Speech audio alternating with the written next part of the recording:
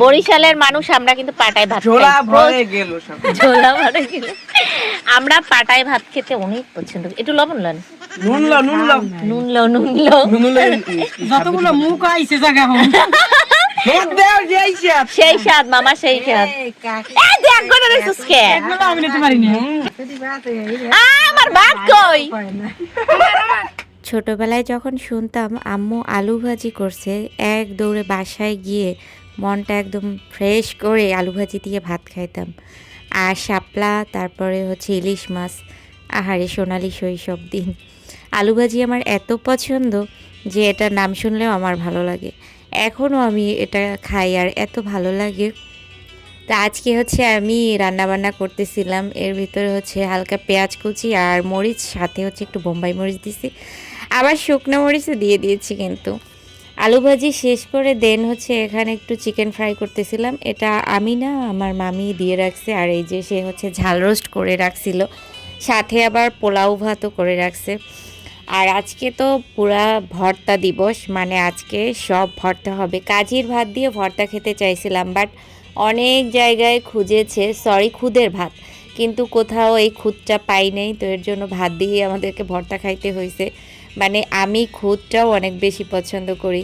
খুদ আসলে আপনাদের ভাষায় কি বলে আমি জানি না, চাল থেকে যে ছোট ছোট যে চালগুলো বের হয় ঝাড়ার পরে, ওইটাকে আমরা খুদ বলি। বাই দ্য ওয়ে, এখানে অনেক ধরনের ভর্তা বানাইছে আমার মামি। মরিচ ভর্তা, তারপরে কলা ভর্তা, কলার ছোলা ভর্তা, পটল ভর্তা, কাঁকরোল ভর্তা, তারপরে রসুন আর কাঁচা মরিচ, শুকনা মরিচ মিক্সড করে একটা ভর্তা বানাইছে। আর ভর্তাগুলোর চেহারা এত ইয়াম্মি, দেখতে যেমন জোস, খেতে তো আরও মজা।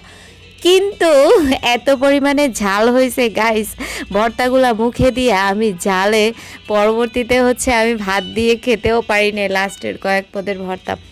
মানে মামি ভর্তা বানাইছে মানে সেই পরিমাণে ঝাল দিবে, 4টা-5টা করে মরিচ দিবে এক একটা পদের ভর্তায়।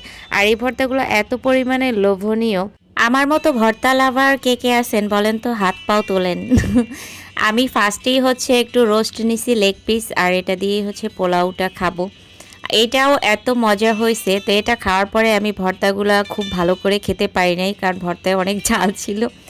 দেন হচ্ছে আমাদের খাওয়া দাওয়ার পর্ব শেষ, আর বিকেলে এই যে আমাদের ঝালমুড়ি নিয়ে চলে আসছে।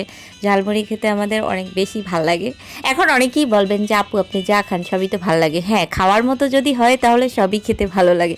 আপনি যদি জঙ্গল থেকে কয়েকটা শাকও তুলে আনেন, ওটা যদি সুন্দর করে রান্না করতে পারেন, সেটাও খেতে মজা লাগবে। বাই দ্য ওয়ে, চটপটি আর ফুচকা ছাড়া আমাদের কোনো সন্ধ্যা কাটে না। ম্যাক্সিমাম সন্ধ্যায় আমাদের হয় চটপটি, নইলে ফুচকা, নইলে মুড়ি মাখা লাগবেই লাগবে। যাই হোক, এখন আমরা খাওয়া দাওয়া করব, আর আপনারা সবাই এখন খাওয়া দাওয়া করেন, আর আমি এখানেই বিদায় নেই।